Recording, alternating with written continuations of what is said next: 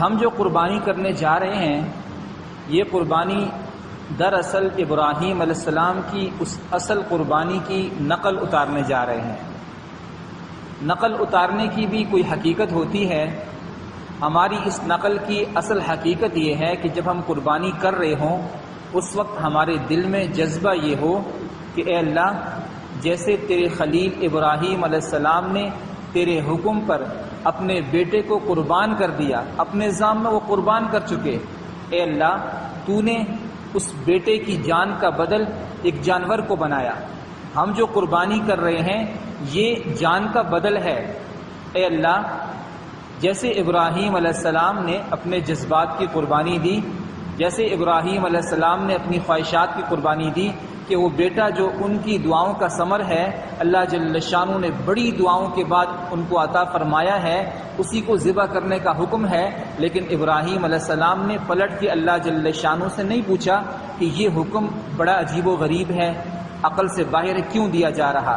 اے اللہ، ایسے ہی زندگی کے کسی موڑ پہ ہم پر ایسے حالات آتے ہیں، آپ کی طرف سے کسی بھی قربانی کا مطالبہ آتا ہے تو ہم اپنی خواہشات کو قربان کریں گے، اپنے جذبات کو قربان کریں گے۔ یہ ہے قربانی کی اصل روح۔ صرف جانور ذبح کر دینا اور ایسے ذبح کر دینا کہ آپ سب پہ موجود ہیں یا نہیں موجود، یہ قربانی کے آداب میں سے نہیں ہے۔ دیکھیں، انسان کی ازحد مجبوری ہے کہ وہ شریک نہیں ہو سکتا، الگ بات ہے، لیکن اگر اللہ جل شانہ آپ کو توفیق دیتے ہیں، آپ کے پاس وقت ہے، تو آپ وہاں کھڑے ہوں اس احساس کے ساتھ، اس جذبے کو لے کے کہ ابراہیم علیہ السلام کی جو قربانی تھی وہ تو اصل روح تھی، یہ اس کی ظاہری شکل ہے۔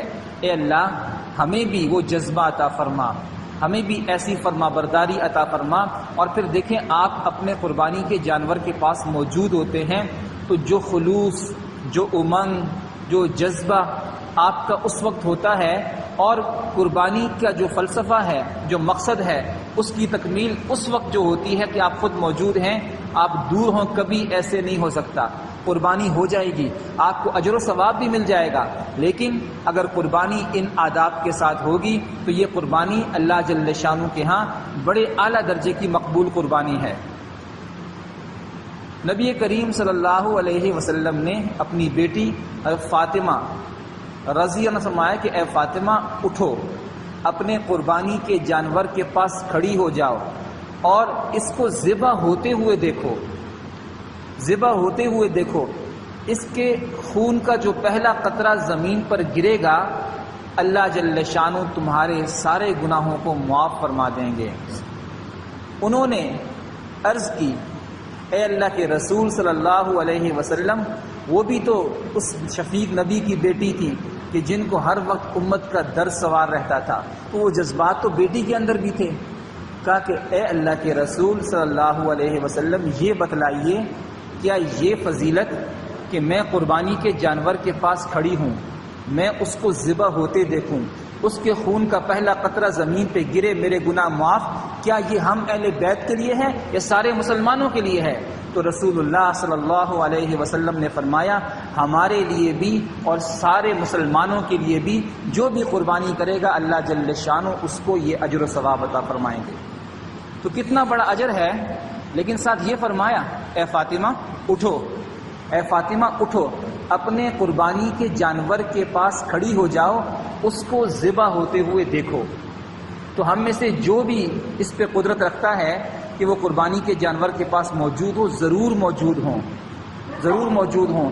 اس سے اللہ جل شانہ آپ کو محسوس ہوگا ایک اللہ کا تعلق، اللہ کا قرب، اور وہ محبت، وہ خلوص آپ محسوس کریں گے اور ایمان کی حلاوت کو محسوس کریں گے۔ تو اس لیے قربانی کا جو بہترین طریقہ ہے وہ یہی ہے کہ آپ اپنے قربانی کے جانور کے پاس ہوں۔ اگر آپ پاس موجود ہوں گے تو آپ کو وہ احساس ہوگا، آپ کو ابراہیم علیہ السلام کا سارا واقعہ آنکھوں کے سامنے ہوگا، آپ کو ابراہیم علیہ السلام کی قربانی کا سارا فلسفہ معلوم ہوگا، تو اس وقت آپ اپنے آپ کو یہ دیکھیں گے کہ اس پورے واقعے کے اندر میں کس جگہ پہ ہوں، میں کہاں پہ ہوں، میں کہیں موجود ہوں یا نہیں ہوں، میں اس واقعے سے بالکل باہر تو نہیں ہوں۔ یعنی ایسا تو نہیں ہے کہ اللہ جل شانہ کل مجھ سے کوئی قربانی کا مطالبہ کرے تو میں ہاتھ اٹھا لوں، میں پیچھے ہو جاؤں، تو ہر واقعہ جو ہم سنتے ہیں اس سے سبق ہے. ہر واقعے میں خود کو فٹ کر کے دیکھا کریں کہ میں اس واقعے میں کس جگہ موجود ہوں. سن لیا بس سن لیا، بارہا ہم نے سن لیا، یہ مقصود نہیں. جب بھی ایسا موقع آئے، کوئی بھی عبادت ہے، آپ اس سے متعلق انبیاء کا کوئی واقعہ دیکھتے ہیں، اس میں ہمارے لیے بہت سے سبق ہوتے ہیں. تو یہاں سبق یہی ہے کہ ہم وہاں کھڑے ہوں اور اپنا جائزہ لے رہے ہوں، اپنا جائزہ کہ خود احتسابی کا جو عمل ہے بہترین عمل ہے، اس سے انسان کو بڑا عروج حاصل ہوتا ہے. تو اپنے آپ کو دیکھیں کہ میں کہاں پہ ہوں، اور پھر اللہ جل شانہ سے مانگ لیں. انسان بڑا کمزور ہے، اگر ہم اس مقام پر تو پہنچ نہیں سکتے، لیکن اگر وہ جذبہ بھی ہمارے دل کے اندر نہیں ہے تو اللہ سے مانگیں کہ اللہ آپ نے ان کو وہ جذبہ عطا فرمایا تھا، آپ نے ان کو محبت عطا فرمائی تھی، اے اللہ اس محبت کا کچھ حصہ ہمیں بھی عطا فرما دے. جب یہ حصہ ہمیں عطا ہو گیا تو آپ یقین کریں کسی بھی عبادت، کوئی بھی ایسا عمل کہ جو دین کا عمل ہوگا، شریعت کا عمل ہوگا، ہم کبھی اس میں کوتاہی کا مظاہرہ نہیں کریں گے، سستی نہیں کریں گے. اپنا سب کچھ قربان کرنا پڑا قربان کریں گے، اس لیے کہ جب دلوں میں اللہ جل شانہ کی محبت آ جاتی ہے تو پھر بندہ احکامات کو عقل کی میزان پہ نہیں پرکھتا، بلکہ بندہ اللہ کے حکم کو دیکھتا ہے، اس پہ عمل کرتا ہے کہ میرا رب جو میرا خالق ہے، میرا مالک ہے، جس نے مجھے یہ وجود دیا، دنیا جہان کی نعمتیں دی، اب وہ مجھ سے مطالبہ کر رہا، مجھ سے مانگ رہا، تو میرا سب کچھ قربان ہے. یہ جذبہ ہے، یہ قربانی کا فلسفہ ہے جو آج بالکل مفقود ہو کے رہ گیا ہے. الا ماشاء اللہ جس کو اللہ توفیق دیں وہ تو اس کا استحضار کرتا ہے کہ جی قربانی کا فلسفہ یہ ہے، مجھے یہ سبق حاصل کرنا ہے. آج کے دن میں نے بھی عزم کرنا ہے کہ اے اللہ آج کے بعد جو بھی دین کا کام ہوگا، دین کا حکم ہوگا، اے اللہ میں اپنی خواہش کو نہیں دیکھوں گا، میں اپنے جذبات کو نہیں دیکھوں گا، میرے دل پہ آرے چلتے ہیں تو چل جائیں، اے اللہ آپ کا حکم مقدم ہوگا. جیسے ابراہیم علیہ السلام نے اور ان کے بیٹے نے آپ کے حکم کو مقدم سمجھا، ایسے ہم بھی سمجھیں گے. تو یہ جذبہ ہے، یہ قربانی کی روح ہے جو ہم نے حاصل کرنی ہے. باقی تو قربانی کی شکل ہے کہ قربان ہو گیا، جانور ذبح ہو گیا، بس ہم نے گوشت حاصل کر لیا، تقسیم کر دیا، پاس رکھ لیا، ہم مطمئن ہو گئے، قربانی ہو گئی، اور اللہ نے اجر دے دیا کہ خون کا پہلا قطرہ زمین پہ گرتے ہی اللہ کے ہاں مقبول ہے اور اس پہ اجر و ثواب مرتب ہو جاتا ہے. لیکن یہ قربانی کی شکل ہے.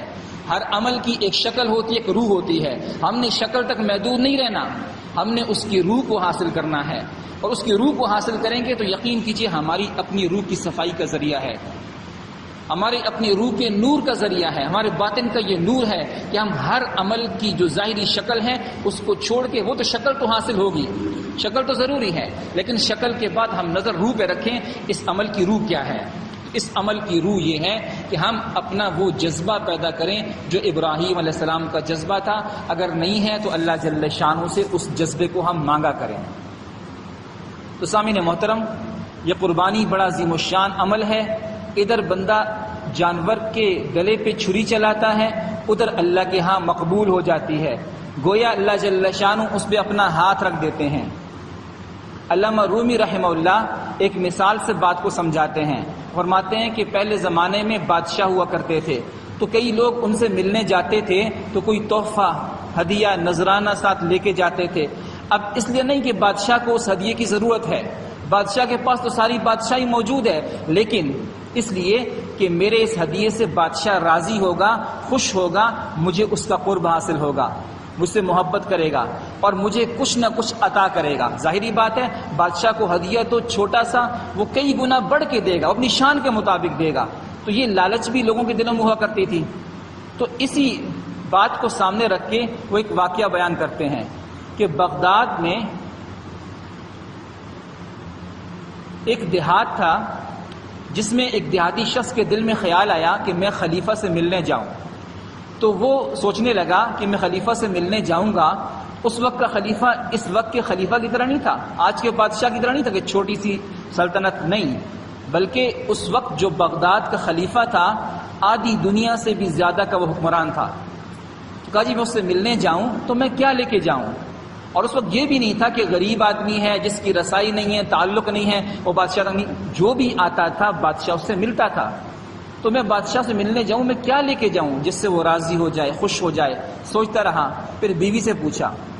وہ گاؤں کے چھوٹے سے گاؤں کے دیہاتی لوگ تھے، ان کی اپنی ایک سوچ تھی، انہوں نے باہر کی دنیا دیکھی نہیں تھی، اس بادشاہ کی بادشاہی کو دیکھا نہیں تھا، اس کے نظام کو دیکھا نہیں تھا۔ تو بیوی سے کہا جی میں کیا لے کے جاؤں؟ تو بیوی نے کہا یہ جو ہمارے گھڑے کا پانی ہے یہ ہماری نہر کا پانی ہے، یہ بڑا میٹھا پانی ہے، شفاف پانی ہے، بادشاہ کو ایسا پانی کہاں میسر ہوگا؟ تم ایسا کرو، پانی کا ایک گھڑا ان کے لیے لے کے چلے جاؤ۔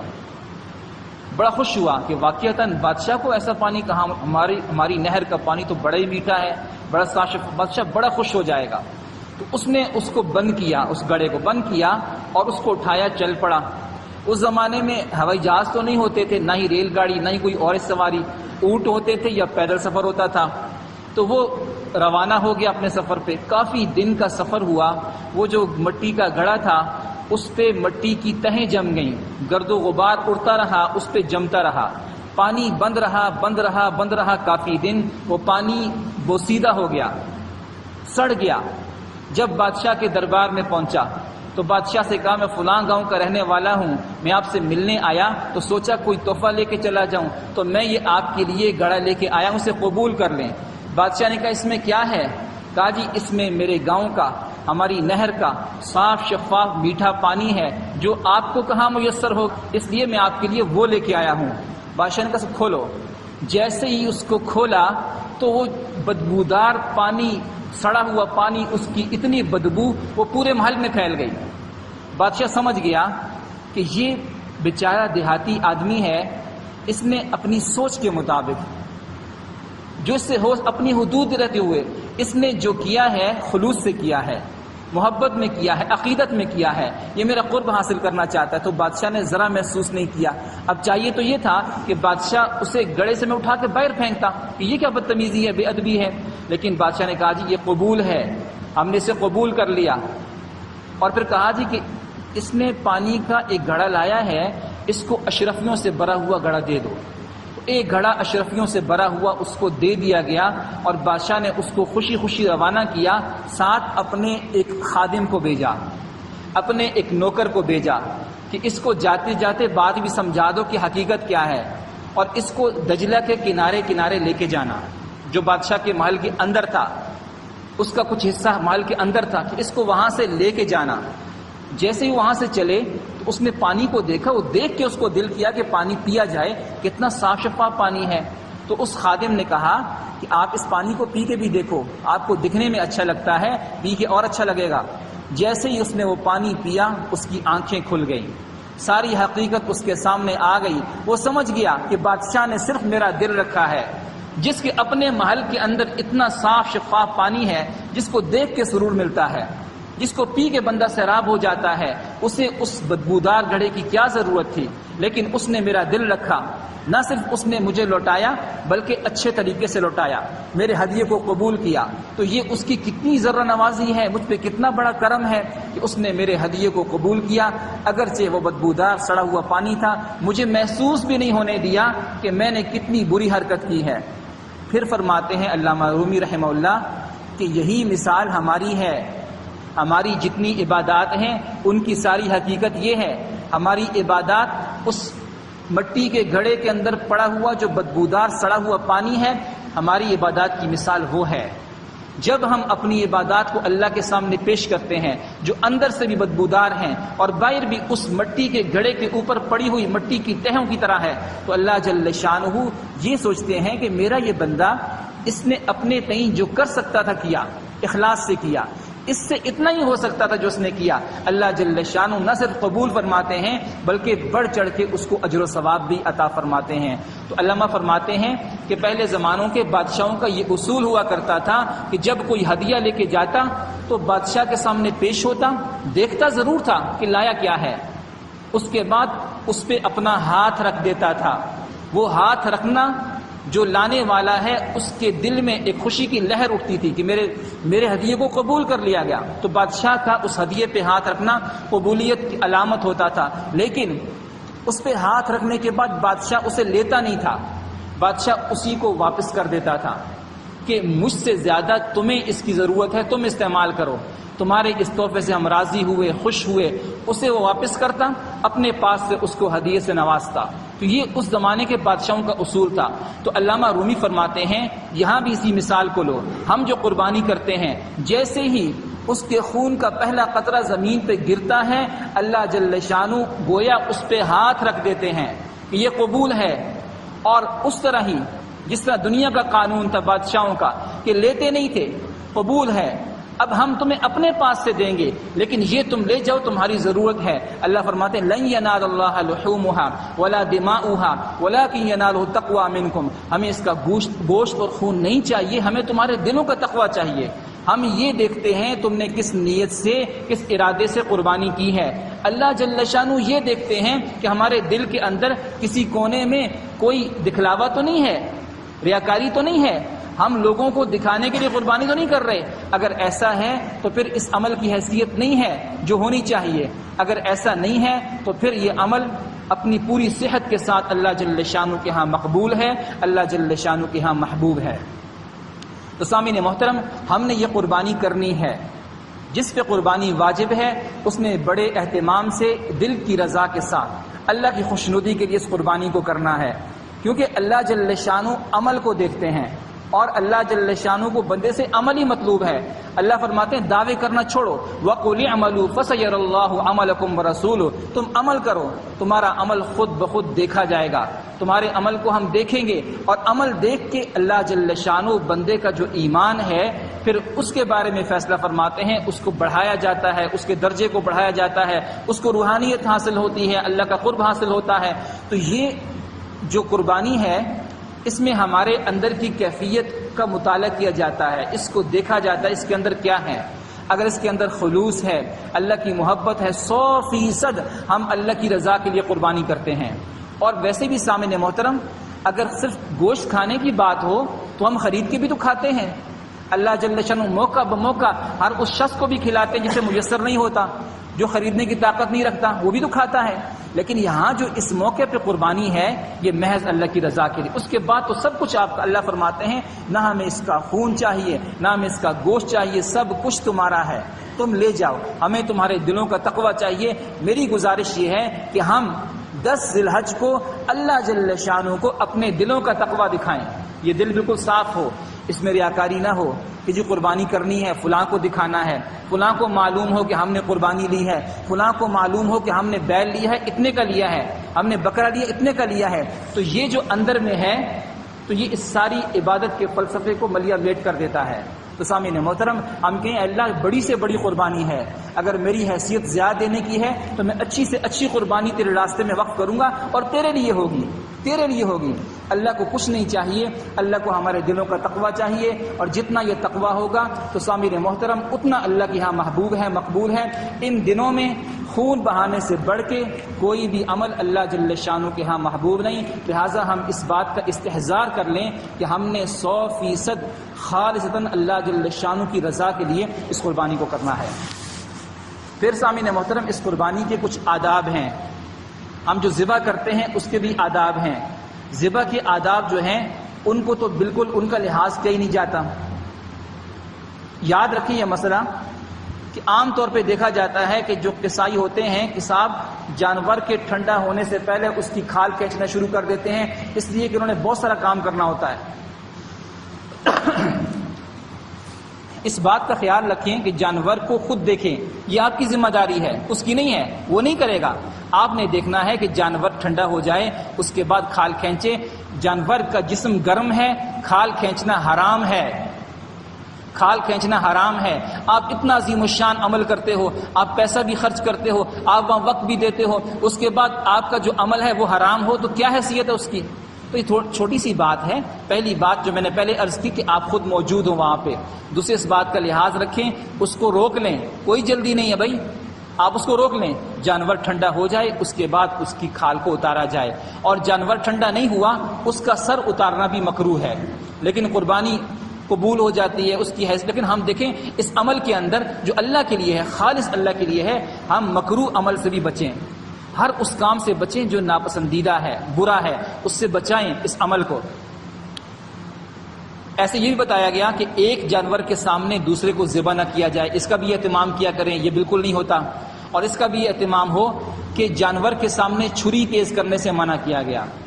شداد بن اوس رضی اللہ عنہ فرماتے ہیں کہ رسول اللہ صلی اللہ علیہ وسلم نے فرمایا کہ اللہ جل شانہ نے ہر کام میں خوش اسلوبی اور سلیقہ مندی کو فرض کیا ہے، لہٰذا جب تم کسی شخص کو قصاص میں قتل کرو تو خوش اسلوبی سے کرو، جب جانور ذبح کرو خوش اسلوبی سے کرو. اس کا عمدہ طریقہ یہ ہے کہ چھری کو پہلے سے تیز کر لو تاکہ اس کو موت کی تکلیف سے جلدی راحت دے دو.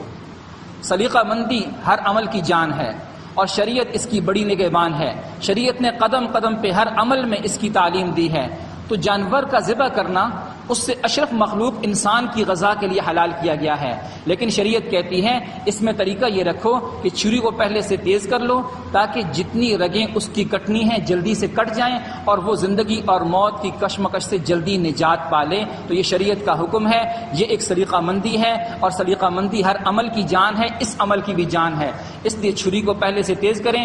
ذبح کرنے والا پھرتی سے ذبح کرے، اس میں یہ نہ ہو کہ وہ بالکل ڈھیلا ہے، اس سے جانور کو تکلیف ہوتی. پھرتی سے ذبح کرے، چھری کا تیز ہونا، یہ سارے ذبح کے آداب ہیں. اور پھر میں نے پہلے عرض کی رسول اللہ صلی اللہ علیہ وسلم نے فرمایا اے فاطمہ اٹھو، اپنے قربانی کے جانور کے پاس کھڑی ہو، اس کو ذبح ہوتے ہوئے دیکھو، اس کے خون کا پہلا قطرہ گرے گا، اللہ جل شان تمہارے گناہوں کو معاف فرمائیں گے. انہوں نے عرض کی کہ اے اللہ کے رسول یہ ہم اہل بیت کے لیے ہے، یہ سارے مسلمانوں کے لیے؟ آپ نے فرمایا ہمارے لیے بھی اور سارے مسلمانوں کے لیے بھی. تو سامعین محترم خود موجود رہیں.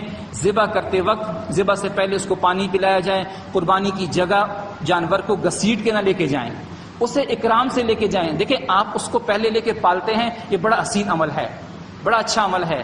اس میں خوبی یہ بھی ہے کہ آپ پالتے ہیں، آپ کو جانور سے انس ہو جاتا ہے، محبت ہو جاتی ہے. اس کو قربان کرتے ہوئے آپ کے دل پہ چھری چلتی ہے، آپ کو تکلیف ہوتی ہے، وہ اس کے گلے پہ نہیں چل رہی ہوتی، آپ کے دل پہ چل رہی ہوتی ہے. تو یہ جو اللہ کے ہاں قبول ہے کہ جتنے درد سے تکلیف سے آپ قربانی کرتے ہیں، اللہ جل شانہ کے ہاں قابل قبول ہے. لیکن اس جانور کو رکھنے میں اس بات کا خیال ہو اکرام سے رکھیں. اسے قربان گاہ گھسیٹ کے نہ لے کے جائیں، اسے پہلے پانی پلائیں، اس کے بعد اس کو ذبح کریں، اور ایک جانور کے سامنے دوسرے کو بالکل ذبح نہ کریں. ان ساری باتوں کا ہم نے خیال رکھنا ہے. اور پھر جب اس کو لٹائیں، قبلہ رو لٹائیں اور یہ پڑھیں انی وجہت وجہی للذی فطر السماوات والارض حنیفا، اور یہ پڑھیں ان صلاتی ونسکی ومحیایا ومماتی للہ رب العالمین. اور ذبح ہونے کے بعد یہ دعا کریں اے اللہ اس قربانی کو قبول فرما جیسے تو نے قبول فرمائی اپنے محبوب محمد الرسول اللہ صلی اللہ علیہ وسلم سے اور اپنے خلیل حضرت ابراہیم علیہ السلام سے. یہ دعا کریں. تو سامعین محترم اس بات کا بھی خیال رکھیں کہ جس جانور میں 7 حصے دار ہوں یا 5 ہوں یا 3 ہوں، جتنے بھی ہوں، اس بات کا خیال رکھیں کہ سب کا حصہ برابر ہو. کسی ایک حصے میں کمی ہوئی اور اس کی رضا نہ ہوئی، اس کو نہ بتایا گیا، تو کسی ایک کی بھی قابل قبول نہیں ہوگی. اس بات کا لحاظ رکھیں. اور یہ بھی یاد رکھیں کہ ہر انسان جب تک صاحب نصاب ہے اس پر قربانی واجب ہے. اگر ساری زندگی صاحب نصاب ہے، ساری زندگی قربانی واجب ہے. اور صاحب نصاب جس سال نہیں ہے تو قربانی واجب نہیں ہے. کچھ لوگ یہ سمجھتے ہیں، دیہاتوں میں اب بھی یہ لوگ سوچ رہے ہوتے ہیں کہ میری 3 ہو گئی ہیں، 4 ہو گئی، سمجھتے ہیں کہ زندگی میں 7 قربانیاں واجب ہیں، اس کے بعد بری ذمہ. ایسا بالکل نہیں ہے، بلکہ زندگی میں جب تک آپ صاحب نصاب ہیں، اللہ نے آپ کو مال دیا ہوا ہے، صاحب نصاب بنایا ہوا ہے، آپ پر قربانی واجب ہے. تو ان شرائط کو سامنے رکھتے ہوئے، ان آداب کو سامنے رکھتے ہوئے قربانی کریں. اور آگے 9 ذی الحج کا جو دن ہے جسے یوم عرفہ کہتے ہیں، سامعین محترم اس دن کے روزے کے بارے میں رسول اللہ صلی اللہ علیہ وسلم نے فرمایا کہ جو شخص یہ ایک دن کا روزہ رکھے گا، مجھے اللہ سے امید ہے کہ اللہ جل شانہ اس کے 1 سال پچھلے 1 سال اگلے گناہوں کو معاف فرما دیں گے. جہاں بھی ایسی احادیث ہیں یاد رکھیں اس سے صغیرہ گناہ ہوتے ہیں، کبیرہ گناہ بغیر توبہ کے معاف نہیں ہوتے. اس لیے اہتمام سے جو کبیرہ گناہ ہیں ان سے اللہ سے توبہ طائب ہوا جائے. کسی کا حق ہے اس سے معاف کرایا جائے، اگر آپ دینے کے لائق ہیں اس کا حق اس کو ادا کریں. ان باتوں کا اہتمام کریں تو اللہ جل شانہ آپ کے ہر عمل کو، ہر عبادت کو پوری صحت کے ساتھ قبول فرمائیں گے. پھر اس کے علاوہ تکبیرات تشریق ہیں، یعنی 9ویں ذی الحج کی صبح سے لے کے 13ویں ذی الحج کی عصر تک ہر فرض نماز کے بعد ہم نے درمیانی بلند آواز سے ایک بار کہنا ہے، یہ واجب ہے، اللہ اکبر اللہ اکبر لا الہ الا اللہ واللہ اکبر اللہ اکبر وللہ الحمد. یہ درمیانی بلند آواز سے کہنا ہے، آہستہ کہنا خلاف سنت ہے. دراصل اس کا فلسفہ یہ ہے کہ تکبیرات تشریق جو ہیں یہ اسلام کی شان و شوکت کا مظاہرہ ہے، جس کا تقاضا یہ ہے کہ جیسے ہی سلام پھرے پوری مسجد ان تکبیرات سے گونج جائے، اللہ اکبر لا الہ الا اللہ واللہ اکبر وللہ الحمد۔ جیسے مردوں پر واجب ہے ایسے عورتوں پر بھی، عورتیں آہستہ آواز سے پڑھیں، اور خواتین کو ویسے اکثر کاموں کی وجہ سے اور اپنے مصروفیات کی وجہ سے یاد نہ رہتا ہو تو گھر میں لکھ کے لگا لیں جہاں آپ نماز پڑھتے ہیں۔ اور ویسے بھی عرض کروں کہ ہر گھر کے اندر ایک جگہ مخصوص ہو، بھلے چھوٹی سی ہو، 1-2 بندوں کی ہو، گھر اگر چھوٹا ہے، جو نماز کے لیے رکھیں کہ آپ جب بھی نماز پڑھنی وہاں نماز پڑھیں۔ حضور نے فرمایا کہ اپنے گھروں کو قبرستان نہ بناؤ، جیسے قبرستان میں نماز نہیں ہوتی، اگر تمہارے گھروں میں نماز نہیں ہوتی تو وہ قبرستان کی طرح ہیں۔ تو ایسے عورتیں جہاں نماز پڑھتی ہیں وہاں پہ لکھ کے لگا لیں تو ان کو یاد رہے گا۔ تو جیسے یہ مردوں کے لیے واجب ہے، عورتوں کے لیے بھی واجب ہے ان تکبیرات کا کہنا۔ تو سامعین محترم، ہماری جو قربانی ہے اس میں اس بات کا ضرور لحاظ رکھیں، جس ذات کے لیے ہم قربانی کر رہے ہیں وہ ہمارے دلوں پہ نظر رکھے ہوئے ہے، وہ ہماری نیت ارادے کو جانتا ہے اور ہماری قربانی کو نہیں دیکھ رہا، وہ ہماری نیت اور ارادے کو دیکھ رہا ہے، ہمارے جذبے کو دیکھ رہا ہے۔ تو سامعین محترم، یہ کبھی نہیں ہو سکتا کہ ایک بندہ اپنے قربانی کے جانور کے پاس کھڑا ہو اور اپنے ذہن میں نقشہ بٹھائے ابراہیم علیہ السلام کی قربانی کا، اور پھر اللہ سے مانگے اے اللہ جیسے ان کو آپ نے فرما برداری عطا فرمائی، اے اللہ مجھے بھی عطا فرما دیجئے، اے اللہ جیسا جذبہ ان کو عطا فرمایا اس کا کچھ حصہ مجھے بھی عطا فرما دیجئے۔ وہ ایسا مقام ہے، قبولیت کا مقام ہے۔ اللہ نے خود بلایا ہے کہ آؤ یہ عمل کرو، ان دنوں میں ہمیں اس عمل سے زیادہ کوئی محبوب ہے ہی نہیں۔ تو پھر اس وقت جو اللہ سے مانگیں گے اللہ عطا فرمائیں گے۔ تو سامعین محترم، اس وقت موجود ہوں، اسی کیفیت سے موجود ہوں، حضور قلب سے موجود ہوں، اللہ کی ذات کا دھیان، اس کا استحضار ہو، اور پھر جو دعائیں مانگیں گے اللہ جل شانہ ضرور قبول فرمائیں گے۔ اور انشاءاللہ عید کی نماز کا جو وقت ہے ہمارے ہاں 7:15 پر عید کی نماز ہوگی انشاءاللہ۔